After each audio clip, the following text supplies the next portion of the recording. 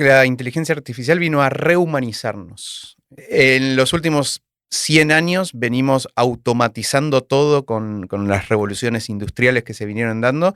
Yo creo que la inteligencia artificial vino a poner sobre la mesa esa automatización a tal nivel y a tal velocidad que nos vuelve a cuestionarlo y nos vuelve a poner en nuestro centro de qué es lo que nos hace inexorablemente humanos, qué nos hace distinto de todas esas máquinas, incluida la inteligencia artificial, cómo usar la inteligencia artificial para volver a encontrarnos a nosotros mismos. Y el lenguaje y cómo la inteligencia artificial toma el lenguaje y redobla la apuesta, porque yo creo que en muchos aspectos complementa y amplifica las capacidades del lenguaje humano, es el siguiente salto evolutivo de la humanidad.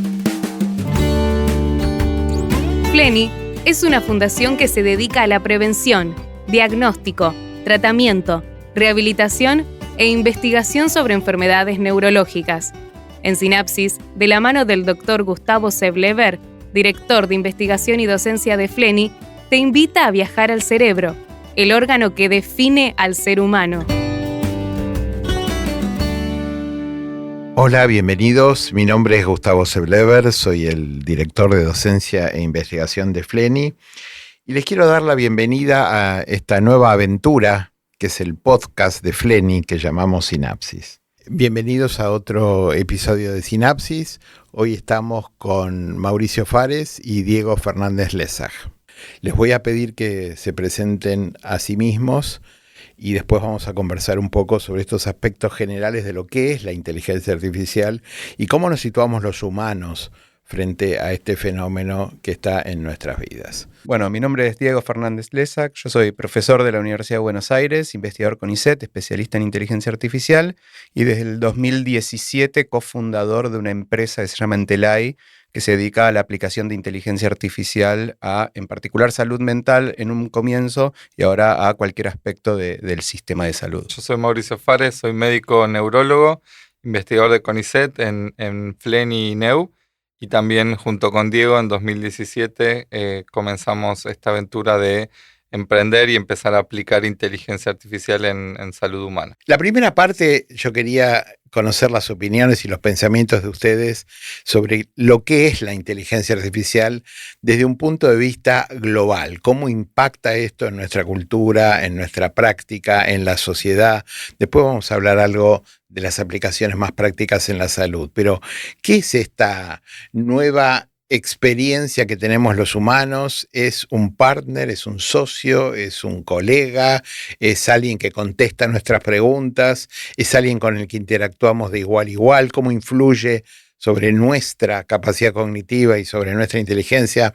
Por ahí son muchas preguntas todas juntas, pero bueno, más o menos para comenzar a situar los ejes de lo que vamos a charlar el día de hoy. Así que, Diego, ¿qué es la inteligencia artificial? Bueno, empezaste diciendo qué es lo que está pasando ahora y yo creo que hay que arrancar diciendo que la inteligencia artificial en realidad arrancó casi antes que la computación, ¿no? Allá por los 50. Cuando todavía no existían las computadoras personales de escritorio en cada una de nuestras casas, ya se hablaba de inteligencia artificial por el gran amo y señor de la computación, Alan Turing, ¿no? Y entonces, desde aquella época viene habiendo inteligencia artificial, pero un poco solapado, un poco escondido solo para especialistas. Hay algunos hitos muy reconocidos, como por ejemplo la famosa partida entre Garry Kasparov y Deep Blue jugando al ajedrez. Hay una similar al Go entre la gente de Google y Lee Sedol. Distintos hitos, pero que siempre quedaban en el nicho. Y por supuesto estaban las aplicaciones, lo que es búsquedas en mapas, por ejemplo Google Maps o cualquiera de ese tipo de herramientas. Ahí también había inteligencia artificial. Y lo que pasó es que en el último tiempo la inteligencia artificial aprendió algo que hasta ahora parecía difícil, que era el lenguaje. Entonces la computadora de golpe pasó a tener una característica que parecía lejana, que es que sabe hablar, sabe interpretar textos, sabe utilizar el lenguaje. Y entonces hace accesible este tipo de tecnología a cualquier persona que sepa usar el lenguaje, que es prácticamente toda la población mundial. Entonces, de golpe, la inteligencia artificial, que ya venía desarrollándose en nichos estancos durante 50 años, pasó a estar disponible para casi cualquier persona, incluso sin conocimiento técnico, que tiene el doble desafío de hacerlo masivo, pero por el otro lado, al no tener ese conocimiento técnico, hacerlo un poco más borroso, por decirlo de una manera.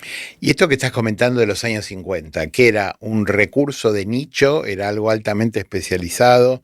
¿Tenía algún derrame sobre la sociedad o sobre el uso masivo? Es interesante porque el primer artículo donde se empieza a hablar de estos temas, que es de 1950, se publica en una revista que se llama Mind, Mente. O sea, el primer artículo de inteligencia artificial estaba publicado en una revista de psicología, si querés, o de neurología, ¿no? El inicio de la inteligencia artificial va más por el lado de tratar de replicar el cómputo humano, o sea, cómo hace la computadora para tratar de disfrazarse de ser humano. Y de hecho, en ese artículo, cuando se define lo que hoy se conoce como test de Turing, lo que se dice es, bueno, una computadora va a ser inteligente cuando pueda reemplazar un ser humano y que el ser humano quien interactúa no se dé cuenta. Puedo reemplazar a este médico, este psicólogo, este jugador de tenis, este lector de cuentos por una máquina y no darme cuenta que lo que está enfrente es una máquina. Cuando eso pase, entonces estaremos hablando de inteligencia artificial. Ese es el origen, allá por los años 50. Fíjate que todavía la robótica no es el nivel de sofisticación que tiene ahora, la computadora todavía no sabía leer lenguaje, no sabía ni leer, ni escribir, ni interpretar texto, y ya se hablaba de el reemplazo del ser humano por la máquina, ¿no? Eso era la gran definición de inteligencia artificial. Y entonces, eso que parece tan grande, que es reemplazar el cerebro humano, todas las actividades que hace el cerebro humano por una máquina, bueno, se compartimentalizó, ¿no? Bueno, empecemos tratando de reemplazar la visión. Tratemos de reemplazar la visión aplicado a, no sé, imágenes satelitales o imágenes médicas. Entonces, se fue súper especializando y yendo de nicho. Entonces, empezó en una visión, si querés, global de reemplazar la cognición, reemplazar el pensamiento humano, se fue especificando, tratando de que la computadora aprendiera esas tareas de a una, y ahora de vuelta con la aparición de estos modelos de lenguaje que aprenden a leer, escribir, interpretar texto, vuelve a darse esta visión de estamos reemplazando la cognición y no un nicho particular. Es interesante lo que decís vos porque desde las neurociencias el cerebro de un animal, un mono, un delfín, un elefante y el cerebro humano no son muy diferentes entre sí, no hay estructuras específicas, no hay circuitos que sean específicamente humanos, pero la verdad que la enorme diferencia que hay es el lenguaje. O sea, los humanos tenemos la capacidad del lenguaje en un grado de sofisticación y por lo tanto de capacidad de comunicación y de aprendizaje que ningún animal tiene, por más que hay estructuras primitivas de lenguaje en los animales, ningún animal ha logrado tener el desarrollo lingüístico y de la lengua de los humanos. Así que me parece divertido esto que cuando los sistemas de inteligencia artificial llegan a utilizar el lenguaje como elemento cotidiano, se aproximan un poco a las cosas del cerebro humano y nos plantean esto que estamos viendo de la difusión masiva. ¿Cuál es tu visión, Mauricio, sobre esto? Y ahí yo creo que vivimos en una época asombrosa en lo que es inteligencia artificial, que nosotros en la medicina, pero en muchos aspectos, en pocos años vamos a ver cambios radicales. Y un poco retomando la idea que están mencionando, está bueno ponerlo en un contexto, ¿no? Porque vos decís el cerebro, si uno mira lo que es la evolución del cerebro, como bien vos decís, no tenemos grandes diferencias entre los mamíferos e incluso no mamíferos, ¿sabes? Siempre conocer la evolución, cómo fueron las presiones evolutivas llevando al cerebro permite entender un poco hacia dónde estamos yendo. Y si uno arranca desde, digamos, no 1950, sino millones de años atrás, cuando empezó a desarrollarse la inteligencia, ¿sí? Como para darle un continuo. A mí no me gusta separar la inteligencia artificial de lo que es la inteligencia humana. Cuando empezó la primera inteligencia, que no era una inteligencia, era simplemente un aprendizaje por refuerzos, es decir, hay algo que es asociado a la comida, bueno, lo voy a buscar, que estamos hablando de las primeras células o los primeros organismos, a cómo fue complejizándose eso en los primeros mamíferos con lo que es la simulación. Hoy, con la codificación predictiva en la corteza neuronal de mamíferos y otras especies, pero los mamíferos en eso dieron un salto cuantitativo y cualitativo en la evolución. Hoy los mamíferos y nosotros, como tomamos eso, vivimos en una simulación, nuestro cerebro está todo el tiempo simulando y contrastando lo que ve, lo que oye, lo que escucha con sus modelos internos a ese mismo sistema que vos decís que está en los monos, está en los chimpancés, está en los ratones. ¿Cómo fue el cerebro complejizándose a procesos de mentalización? Bueno, ahora yo simulo lo que va a pasar, simulo que si salgo por ahí me va a comer un dinosaurio, me va a atacar otro animal, entonces sé que en mi simulación es mucho mejor ir para aquel lado, a pensar, bueno, ¿qué está pensando ese otro animal que me quiere comer? Que es lo que se llama mentalización. Entonces no solo predecir las cosas que me pasan a mí, sino pensar en lo que el otro puede estar pensando, que socialmente los mamíferos también, sobre todo los primates, parte de su presión evolutiva y cómo fueron exitosos originalmente en África es porque tenían un vínculo social muy grande y muy estrecho. Y la tercera capa que vos decís, y la última capa, perdón, es el lenguaje. El lenguaje es lo que efectivamente permitió que un grupo que uno mentalizaba y decía, bueno, esta persona la conozco, va a hacer esto o tal cosa, pero el que está allá más lejos no sé qué va a hacer. El lenguaje permite decir, bueno, el que está allá más lejos, porque nos comunicamos, puedo entender cuáles son sus intenciones y qué es lo que va a hacer. Y el lenguaje es como bien decía Diego, es el punto de partida donde, si vemos la evolución de la inteligencia, saltamos a la inteligencia artificial y el lenguaje y cómo la inteligencia artificial toma el lenguaje y redobla la apuesta, porque yo creo que en muchos aspectos complementa y amplifica las capacidades del lenguaje humano, es el siguiente salto evolutivo de la humanidad. Es decir, logramos ya billones de años para llegar al punto del lenguaje y quizás no en tanto tiempo hemos logrado replicar eso, que es clave porque permite después un montón de otros procesos que por ahí podemos profundizar más adelante, pero en esa línea evolutiva yo creo que es muy interesante conocer bien el cerebro. Tengo el sesgo de como neurólogo, me parece algo fascinante, y entender cómo el cerebro fue generando y llegó a este punto, y hoy por hoy, gracias a ese cerebro, podemos generar este cerebro, esta inteligencia artificial, que está cambiando y que va a ser un cambio enorme. Yo apuesto y soy optimista de que va a ser para muy bien para la humanidad, pero todo cambio también tiene sus potenciales lados negativos y sus desafíos por delante. ¿Cuál es el futuro de esto? ¿Cómo te imaginás, Diego, el futuro de la inteligencia artificial en términos de su desarrollo propio intrínseco y en términos de su interacción con los humanos? Hay uno de los que ganó el premio Turing, que es como el premio Nobel en computación, que es bastante controversial y que siempre está mirando un paso más allá, que es Yann LeCun, un conocido. Es uno de los creadores de las redes neuronales profundas que dieron lugar a toda esta ola de inteligencia artificial, que lo que dijo hace un tiempito, hará unos 2 años, es: la inteligencia artificial así como está acabada. ¿Qué quiso decir? Básicamente dijo, las redes neuronales ya funcionan bien, cuanto más datos tengamos mejor van a funcionar y prácticamente cualquier problema que logremos de alguna manera conseguir los datos y armar alguna arquitectura de red neuronal está resuelto. Eso ya no es un problema. Es un producto maduro y acabado. Es un producto maduro, acabado y va a andar. Siempre va a andar bien, tanto como los datos nos permitan o la arquitectura de red nos permitan.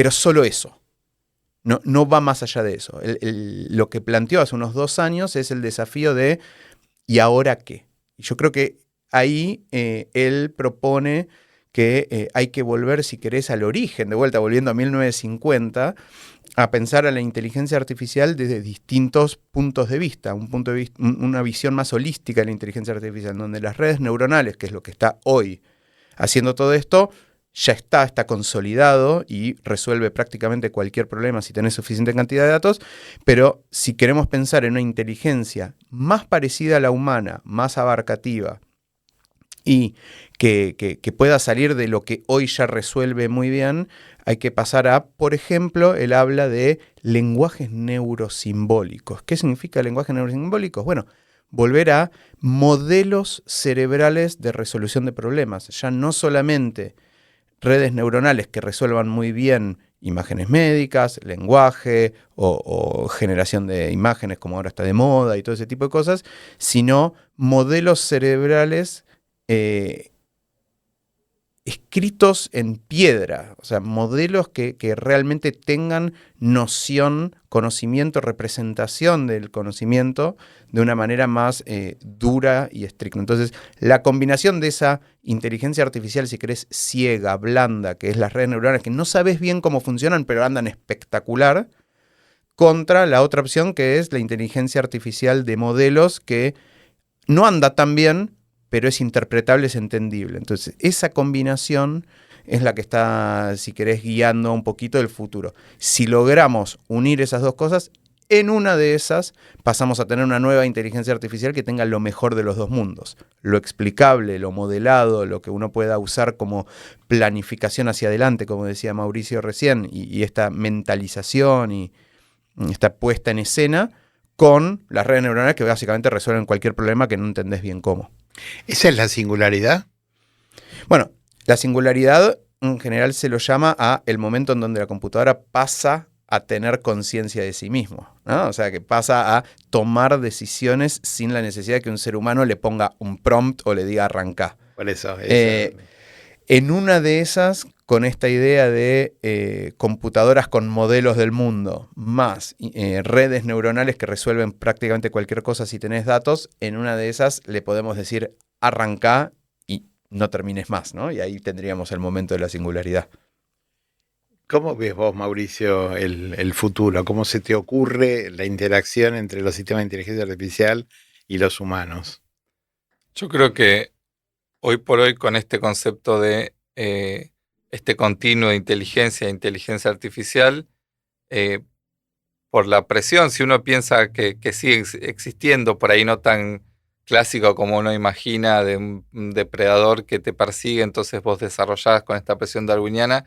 Yo creo que el mundo, con lo complejo que se está volviendo y eventualmente con siempre la necesidad de recursos y de desarrollo que existe, que el propio humano se impone, hay una necesidad de ampliar las capacidades del humano. Uno puede decir, bueno, amplío mis capacidades con herramientas, hoy con máquinas construimos prácticamente todo, o sea, eso es una forma de amplificar las capacidades, y hoy creo que estamos en el momento, y en los próximos años vamos a tener esta capacidad de ampliar nuestras capacidades cognitivas. Entonces, hoy por hoy vos vas a poder tener a alguien, hoy si quisieras podés tener un asistente, un modelo de lenguaje con el cual vos podés dialogar, entender cómo funciona tu cerebro, crecer, hacer introspección y aprender cosas que en otro contexto no tenías capacidad.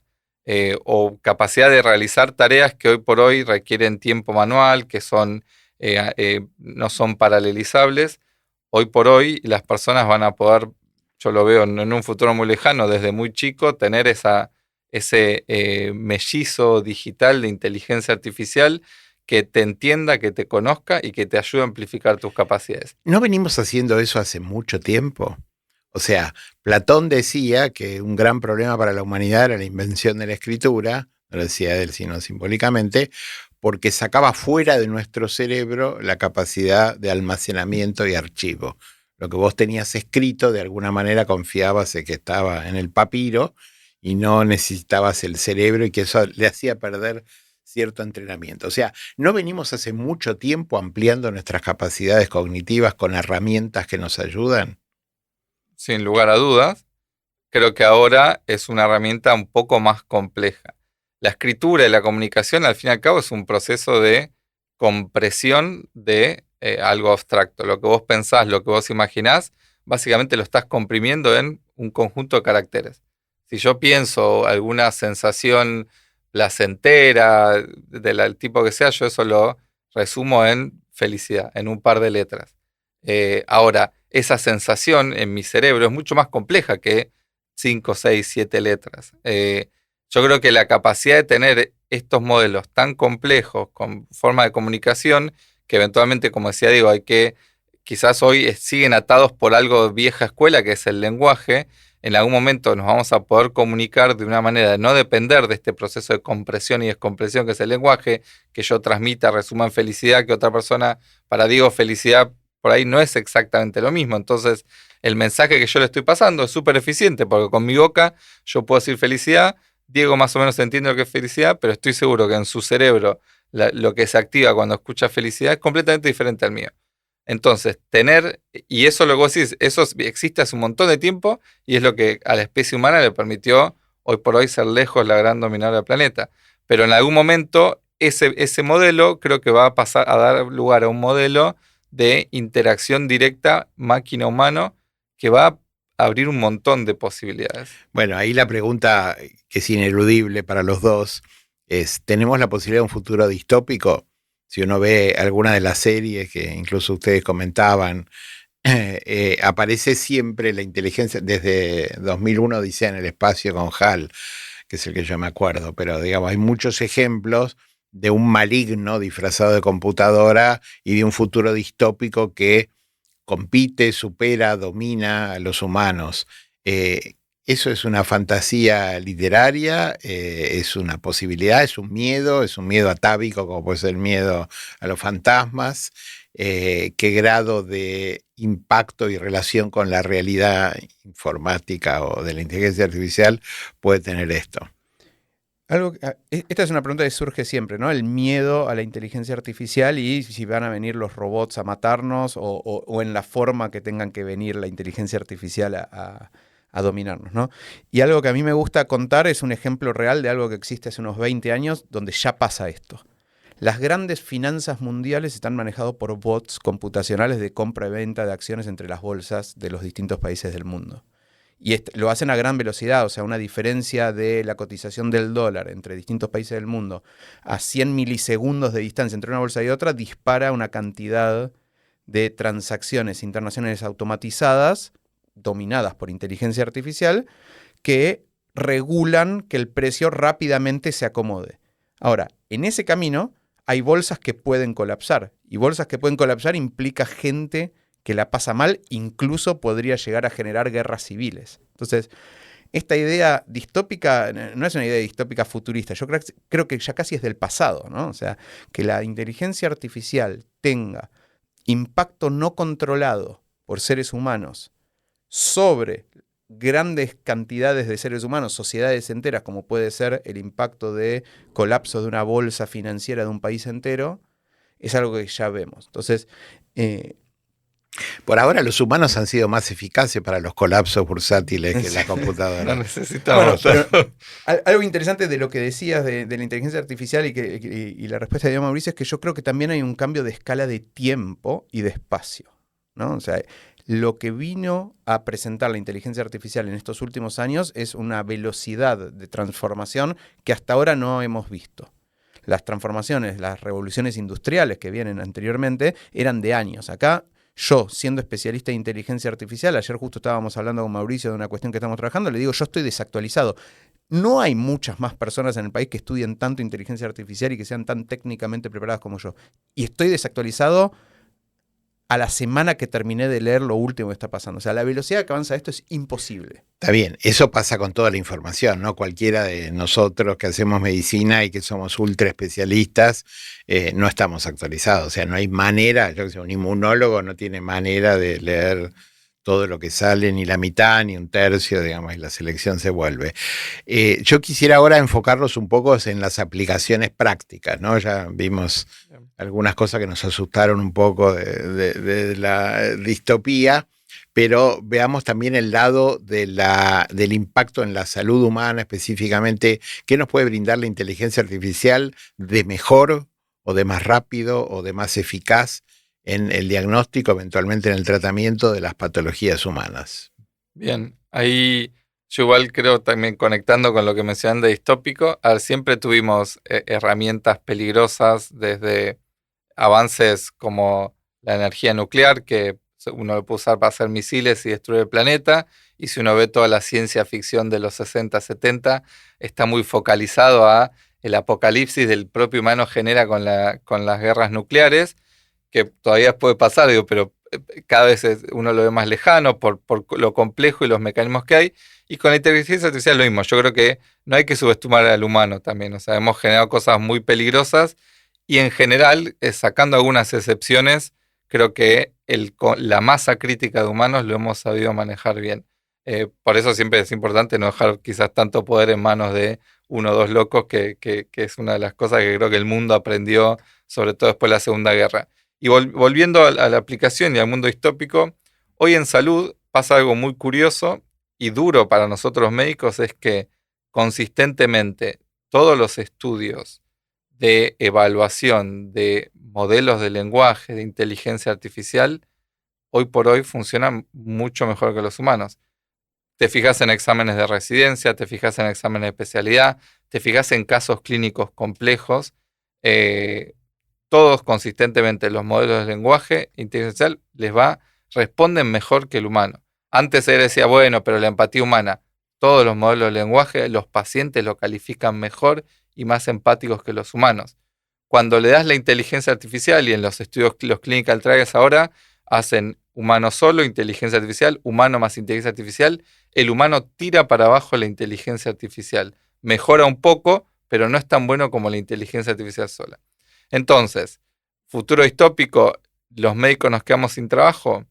No, pero claramente, y yo me pongo al lado del paciente, hoy por hoy, vos le vas a ir a consultar a un médico los próximos años, no digo hoy por hoy, digo, pero en el futuro muy cercano, sabiendo que hay una plataforma, una herramienta que puede resolver eso mucho más preciso y ser mucho más empático, y al cual le puedes escribir y preguntarle a las 3 de la mañana.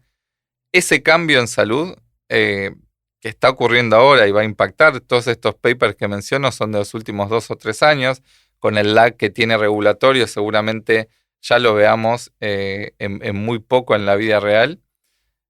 Va a cambiar muchísimo la medicina, va a permitir que los pacientes consulten con un médico muy formado en cualquier momento del tiempo y que pueda acceder a un servicio de salud que hoy tiene múltiples barreras de costo, de disponibilidad, de acceso.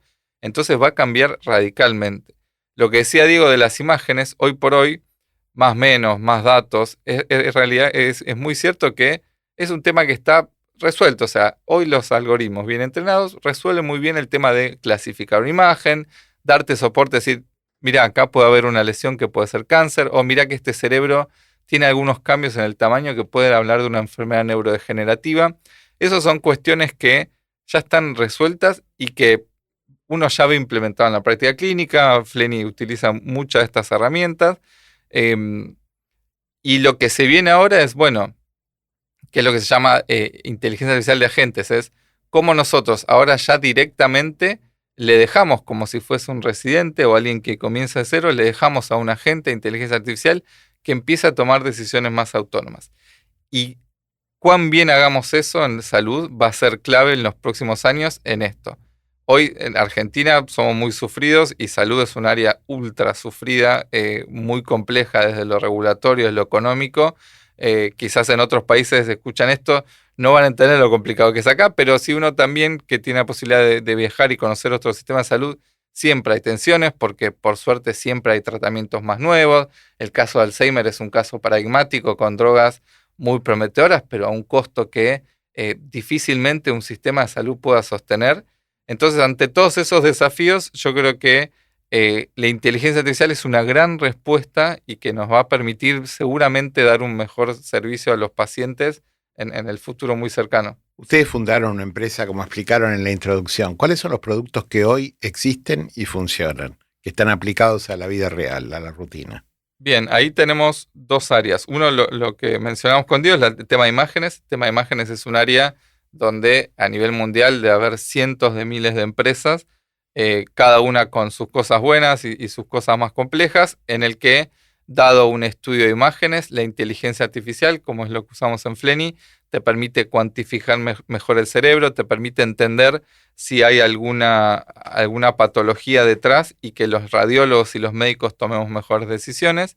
Y después está toda esta área de agentes, de asistentes virtuales, en donde inicialmente a nivel mundial se están metiendo de a poquito en cuestiones por ahí no tan médicas, porque eso obviamente hay que ser muy cuidadoso. Entonces, en cuestiones más burocráticas, ayudar a un paciente a conseguir un turno, en vez de necesitar por ahí o esperar horas en el teléfono, hoy un chatbot te puede resolver y gestionarte un turno o gestionarte una prescripción médica, que son cosas que muchas veces vemos pacientes que vienen a la consulta solo para obtener una prescripción médica. Hoy el asistente virtual que estamos usando en Fleni permite gestionar eso de manera mucho más sencilla.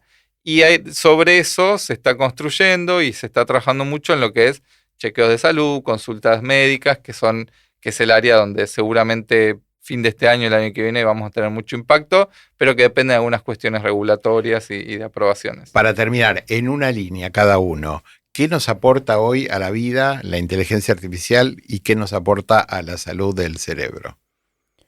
Yo creo que la inteligencia artificial vino a rehumanizarnos. Venimos de un proceso de... Me gustan las paradojas. A rehumanizarnos, exactamente. En los últimos 100 años venimos automatizando todo con las revoluciones industriales que se vinieron dando. Yo creo que la inteligencia artificial vino a poner sobre la mesa esa automatización a tal nivel y a tal velocidad que nos vuelve a cuestionarlo y nos vuelve a poner en nuestro centro de qué es lo que nos hace inexorablemente humanos, qué nos hace distinto de todas esas máquinas, incluida la inteligencia artificial, cómo usar la inteligencia artificial para volver a encontrarnos a nosotros mismos. Yo creo que la inteligencia artificial es un descubrimiento como el fuego de la rueda clave, fundamental, que nos va sin duda a permitir hacer mejores humanos paradójicamente, como decía Diego. Mi opinión personal es que obviamente no viene a reemplazar al cerebro humano, pero que los médicos, en este caso, tenemos la responsabilidad de aprender a usar estas herramientas para entenderlas y para saber qué nos aportan y qué no nos aportan. Digamos, ustedes están en la creación de los elementos, de las herramientas, y nosotros los médicos tenemos que aprender a usarlas, así como hemos aprendido a usar otras herramientas informáticas y otras herramientas de todo tipo, y eso es una responsabilidad hasta cierto punto ineludible, ¿no? Porque me parece que se ha convertido en un socio de la vida cotidiana que tenemos que aprenderlo para usarlo en su verdadera capacidad.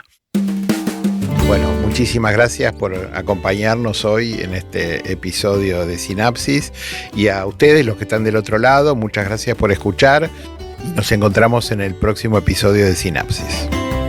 Esto fue Sinapsis, un podcast de Fleni. Recordá que ante la menor duda sobre tu salud, es importante consultar con un profesional médico. Podés conocer el trabajo que realizamos en Fleni a través de www.fleni.org.ar y de nuestras redes sociales. Si te gustó este capítulo, te invitamos a que nos sigas en nuestro canal.